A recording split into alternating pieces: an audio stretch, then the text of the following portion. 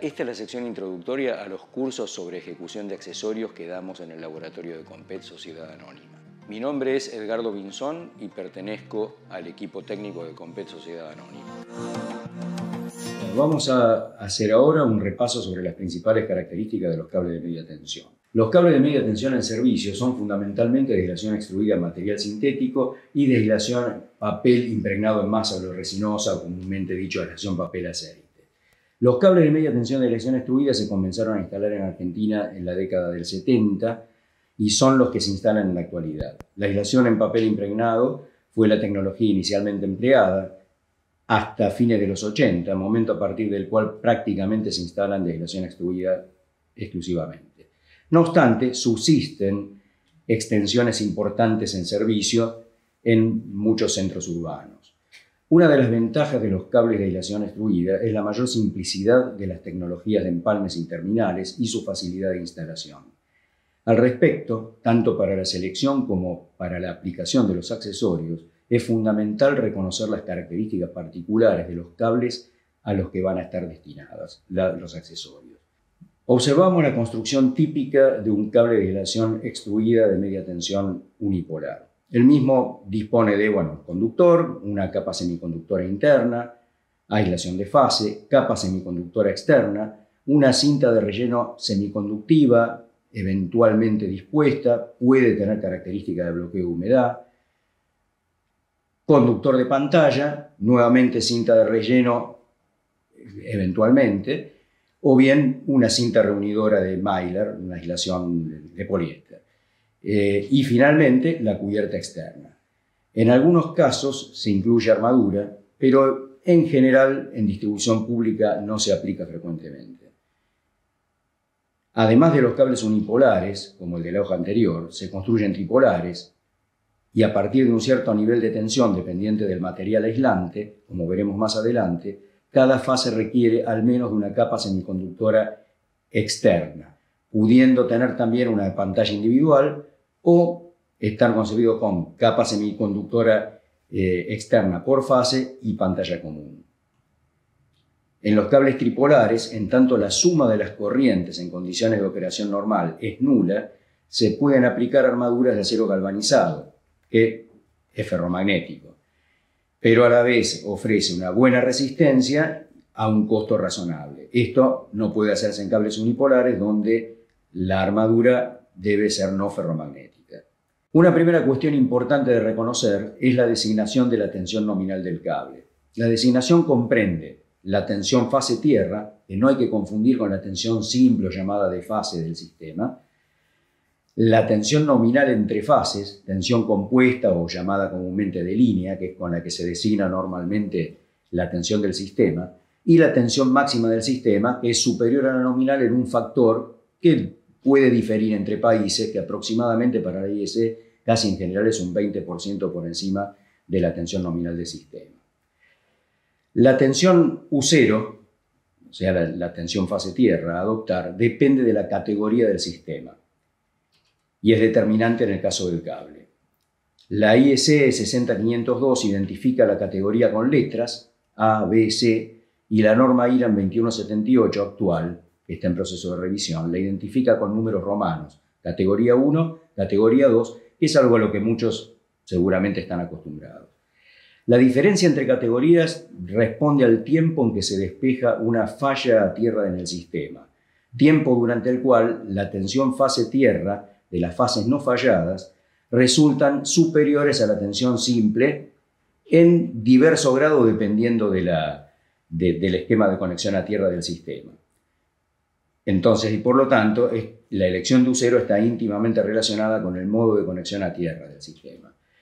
En un sistema de categoría A, en el que la falla se despeja en forma inmediata, seguramente la corriente de falla a tierra es elevada, fácilmente detectable, y por lo tanto esto es dable en sistemas con neutro puesto directamente a tierra o por baja impedancia. Un sistema de categoría B, con tiempos de despeje de falla hasta 1 hora, puede asociarse a sistemas eléctricos en los cuales la falla puede demorar en ser detectada. No corresponde a una situación de puesta a tierra directa, no obstante, el sistema no puede operar bajo la condición de falla, por lo cual debe ser retirada la parte digamos, fallada del sistema. La categoría 2 de IRAM actual comprendería las A y B de IEC. Un sistema de categoría C es un sistema que puede permanecer en servicio por tiempo prolongado con falla a tierra. Por ejemplo, sistemas con puesta a tierra mediante reactor sintonizado. En el cuadro se observan los valores de tensión U0 para distintas categorías según IEC, con excepción del caso de 14,5 kV que está normado por IRAM. Se observa que en las categorías AB o categoría 1 de IRAM, la U0 coincide con la tensión simple del sistema, mientras que en la categoría C o categoría 2 de IRAM se acerca a la tensión compuesta. Si el campo no está confinado, la superficie de la aislación del cable puede quedar a potencial, de modo no uniforme.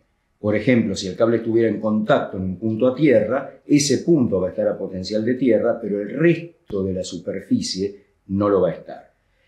O bien, como en el caso de la figura, aun si estuviera separado de tierra, las equipotenciales no coinciden con la superficie del cable y por lo tanto la superficie del cable va a tener un gradiente de potencial que puede provocar corrientes de encaminamiento o tracking. Por tal motivo, se admite el campo no radial ni confinado hasta un dado valor de tensión U0 que depende del tipo de aislación. El confinamiento de campo implica que la superficie externa del cable debe estar a potencial de tierra. Si el cable es unipolar y de sección circular, el campo eléctrico además será radial. Si se tratase de un cable tripolar, para que además de confinado el campo sea radial, los conductores deben ser circulares y cada conductor debe tener una pantalla a tierra. El XLP es muy sensible a las descargas parciales y al tracking, por lo que los cables con este tipo de aislación requieren de confinamiento y radialización a menor tensión que otras aislaciones. Por ejemplo, para la norma IRAM, a partir de una tensión U0 de 3,8 kV o para la IEC a partir de 3,6 kV, el cable en XLP debe ser de campo radial, mientras que para otras aislaciones se exige esto cuando las tensiones U0 superan los 5 kV. Veamos ahora el conductor. Como material, lo utilizado normalmente es cobre o aluminio puro. En la IEC incluye además la opción de una aleación de aluminio.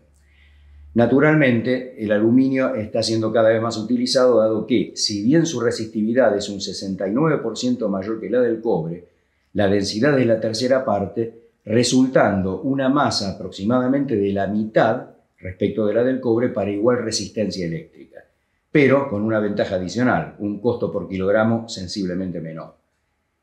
Los conductores pueden ser de tipo macizo, clase 1, que es poco frecuente en Argentina, en Europa más frecuente, o bien con alambres torsados, pero de conformación no flexible. Pueden ser compactados o no compactados. Esto es lo que se designa como conductores clase 2. En este último caso, debe proveerse del bloqueo longitudinal para evitar que el agua migre por el conductor y esto se realiza a través de polvos o hilos hinchables. En cuanto a las formas, se observa las opciones de forma circular maciza, la que está en la parte superior derecha del slide, en alambres torsados con conformación circular, en alambres torsados además compactados y en conformación sectorial sólida o con alambres torsados. No obstante, esta forma no aplica para campo radial y es una forma de conductores bastante frecuente en cables de media tensión de 13,2 kV de aislación papel-aceite. Las capas semiconductoras tienen como función evitar las concentraciones de campo eléctrico y oclusiones de aire en los cables que requieren campo confinado radial, tanto del lado conductor como del lado de la pantalla metálica. Para asegurar esta condición, en cables de XLP se aplica en extrusión simultánea con la aislación, lo que se hace a partir de los 3,6 kV. Se conforman con una base polimérica y nódulos de negro de carbón. La resistividad varía con la temperatura, aumentando inicialmente por la expansión de la base polimérica hasta un punto desde el que se reduce por la reducción de resistencia de aislación del polímero con la temperatura. Eso lo pueden ver en la figura que está a la derecha del slide. La capa semiconductora interna debe tener buena adherencia a la aislación, asegurando que no se despegue la interfaz ante ciclos térmicos, porque en ese caso pueden aparecer descargas parciales. Por otra parte, debe poder despegarse fácilmente del conductor para evitar que restos de ésta permanezcan en el conductor e interfieran con la conexión.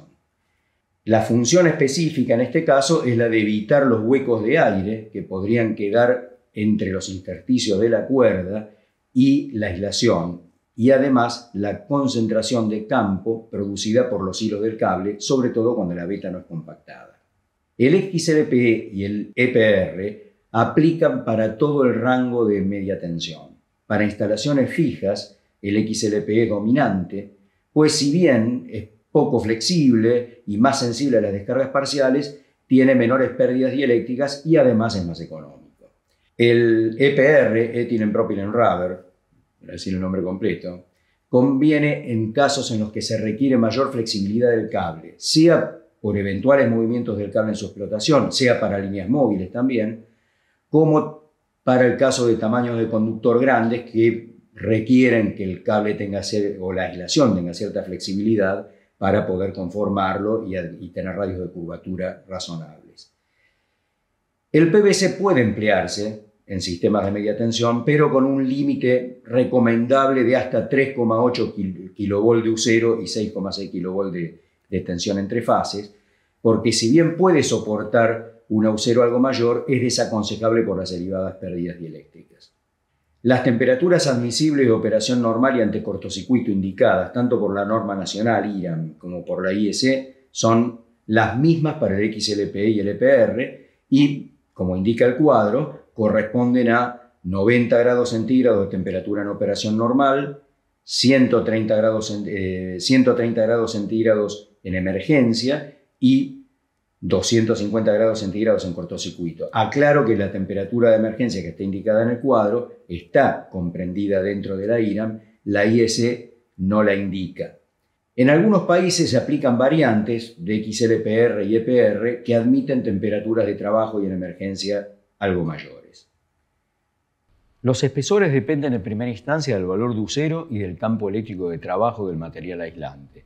No obstante, aumentan levemente para las mayores áreas de conductor, como se puede observar en el cuadro. Por otra parte, para los niveles de tensión mayores, las áreas de conductor mínimas también son mayores, y esto es para acotar el valor del campo eléctrico en la zona donde este es máximo, que es en la proximidad del conductor.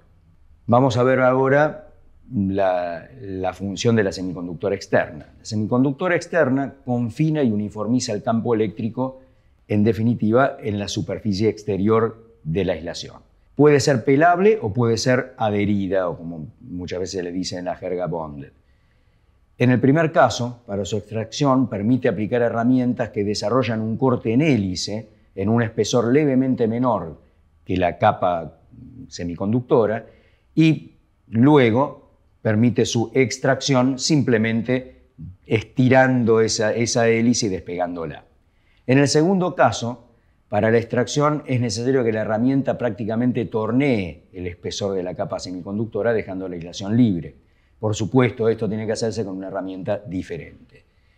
Suelen aplicarse sobre esta capa semiconductora una cinta semiconductora para asiento de pantallas de alambre que eventualmente puede tener también funciones de bloqueo, o sea, ser tipo una cinta hinchable. La pantalla metálica del cable se conecta a tierra. Al estar en contacto con la capa semiconductora externa, asegura el potencial de tierra en esta última. Esta pantalla conduce permanentemente las corrientes capacitivas, que en definitiva se transfieren desde la capa semiconductora externa a la pantalla por contacto físico, ¿no? También tiene que soportar las corrientes inducidas de circulación cuando la pantalla metálica está conectada a tierra a ambos extremos del cable y, ante falla, tiene que soportar las corrientes de falla fase tierra. El material de la pantalla generalmente es cobre, dispuesto en alambre o en cintas, lo que facilita el logro de un buen contacto, sobre todo un buen contacto en las uniones que se deben ejecutar en los accesorios entre la pantalla de un lado, del cable a un lado y al otro. Se está empezando a utilizar aluminio por una cuestión naturalmente económica, no obstante el sistema de conexión debe asegurar un buen contacto. El formato, en general, es de cintas, dado que los alambres de aluminio pueden ser frágiles porque el aluminio es menos maleable que el cobre y al torzarlo pueden quebrarse los hilos. La norma IRAM establece medidas mínimas de los alambres que conforman la pantalla de 0,5 milímetros. En este slide se indican las medidas mínimas de alambre según IRAM, que son de 0,5 milímetros de diámetro. A su vez, también la norma IRAM establece una resistencia máxima para la pantalla. Esta resistencia se corresponde con una sección de 6 milímetros cuadrados de cobre. En general, en nuestro país, las redes son con neutro a tierra, en forma directa o a través de impedancia eventualmente, requiriendo de secciones mayores que 6 milímetros. Por tal motivo, en redes con neutro directo a tierra sobre todo, con corrientes de falla fase tierra próximas a las de cortocircuito trifásico, como por ejemplo se da en el GBA, se utilizan pantallas de alambre con secciones bastante mayores que la mínima. Lo clásico hoy día son 50 milímetros cuadrados. Bien, eventualmente en algunos cables se utilizan armaduras.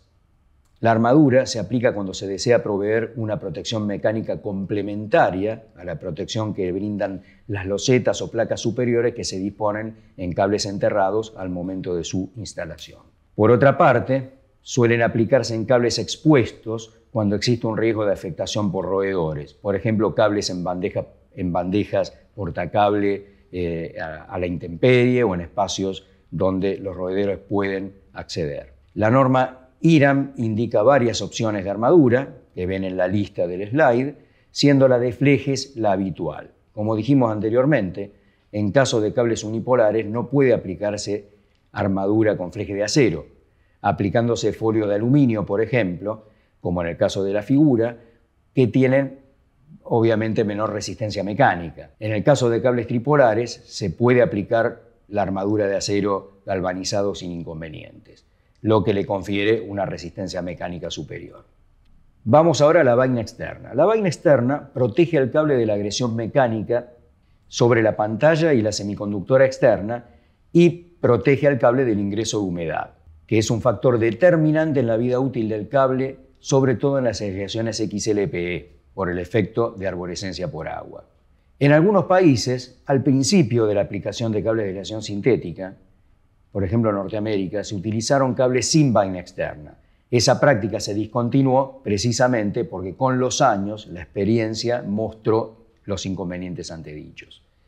Al respecto, la adopción de un tipo de vaina se relaciona con la importancia relativa de las distintas características relevantes de los materiales con los que se las puede constituir. Respecto del antedicho, son relevantes la resistencia mecánica y la absorción de agua. La resistencia mecánica porque evita cualquier, defecto de la vaina que pueda producirse durante el tendido, y naturalmente la absorción de agua porque produce un bloqueo, radial a la penetración de agua en el cable y por lo tanto a la aceleración del deterioro de la aislación principal, de la aislación. La temperatura admisible debe adoptarse en función de la temperatura de trabajo del cable y, por otra parte, la resistencia a los hidrocarburos es un requisito que se considera en instalaciones que pueden tener una exposición a los mismos. Es importante que la vaina externa tenga una cierta rigidez dieléctrica porque de este modo permite realizar una prueba de tensión aplicada entre pantalla y tierra para comprobar la integridad de la vaina luego del montaje del cable. Es algo que hoy día la norma, particularmente la 60502, exige, como también las reglamentaciones, en el caso particular Argentina, la reglamentación de la Asociación Electrotécnica Argentina. Por otra parte, es necesaria una cierta rigidez dieléctrica para soportar eventuales diferencias de potencial entre la pantalla y tierra ante una falla, sobre todo cuando la pantalla está puesta a tierra en un extremo y por lo tanto el otro extremo, al circular corriente y una corriente importante, puede adquirir una diferencia de potencial por inducción magnética más o menos elevada dependiendo de la extensión y del nivel de la corriente. Observamos en el cuadro las características comparativas de los distintos tipos de vaina que hoy indica la normativa tanto IRAM como IEC, con su designación a través de las siglas que observan en la primera línea del cuadro. En el cuadro comparativo se observa que el polietileno posee la ventaja de una temperatura de tendido menor, una menor absorción de agua y una mayor resistencia mecánica. Estas tres son ventajas del punto de vista tanto de la facilidad de tendido en lugares donde las temperaturas son bajas, como también la baja absorción de agua en cuanto a un mejor comportamiento para impedir la penetración de humedad y por lo tanto protege mejor del efecto de water tree al XLPE. No obstante, el cable resulta menos flexible cuando tiene una vaina externa de polietileno y es más difícil la extracción de la vaina misma cuando hay que ejecutar un accesorio. Asimismo, el PVC posee la ventaja de ser naturalmente no propagante de llama, si bien en los demás atributos estaría un poco en desventaja. La vaina elastomérica particularmente se justifica cuando se requiere una buena resistencia a los hidrocarburos, o sea, sin perjuicio además de su mayor elasticidad.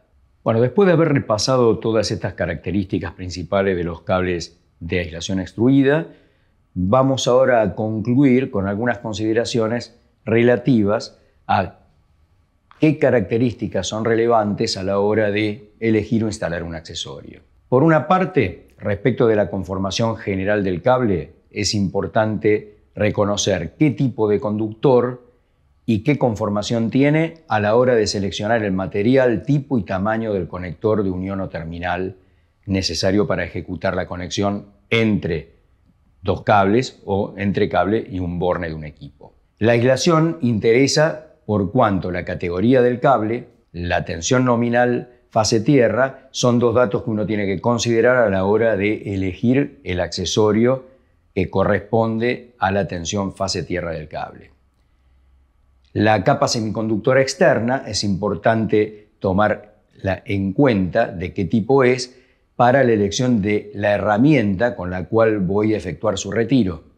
Por otra parte, es importante considerar que la capa semiconductora externa está constituida por una matriz polimérica con nódulos de carbón, porque puede aparecer carbono libre y entonces cuando uno ejecute la limpieza de la superficie aislante, tiene que hacerlo siempre desde el aislante hacia la capa de semiconductora para evitar el arrastre de carbono libre sobre la superficie aislante. Respecto de la pantalla, es importante saber de qué conformación es, porque de ello dependerá la modalidad de conexionado entre pantallas, en el caso de un empalme, y por otra parte también la forma con que se deberá ejecutar la limadura, pues los accesorios tienen diferentes, o mejor dicho, la preparación del cable para un accesorio es diferente según se trate de pantalla de alambre o pantalla de cinta.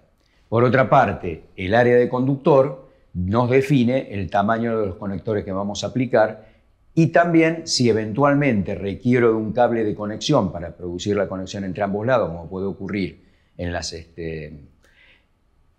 pantallas de cinta, pues tengo que tomar en consideración cuál es la sección de la pantalla correspondiente. Respecto de la existencia de armadura, es algo que tengo que considerarlo, sobre todo para prever la continuidad eléctrica de la armadura y su eventual conexionado entre armadura y cables de pantalla, según el criterio que se aplique en relación a este tema. Por otra parte, el hecho de que el cable tenga armadura nos tiene que poner en preaviso de cuál es el diámetro externo del cable, en este caso, considerando que va a ser naturalmente mayor que el cable no armado. Y es algo que hay que tomarlo en consideración para los márgenes de tolerancia que puede tener un accesorio. Bueno, creo que con este repaso final hemos destacado algunos puntos que tratamos durante la presentación de las características principales de los cables que afectan a la hora de tener que adoptar o bien instalar un accesorio de un cable de media tensión. Luego de haber repasado las principales características de los cables, vamos a continuar ahora con una presentación respecto de la elección de los conectores para unir conductores de aluminio, cobre entre sí o aluminio con cobre.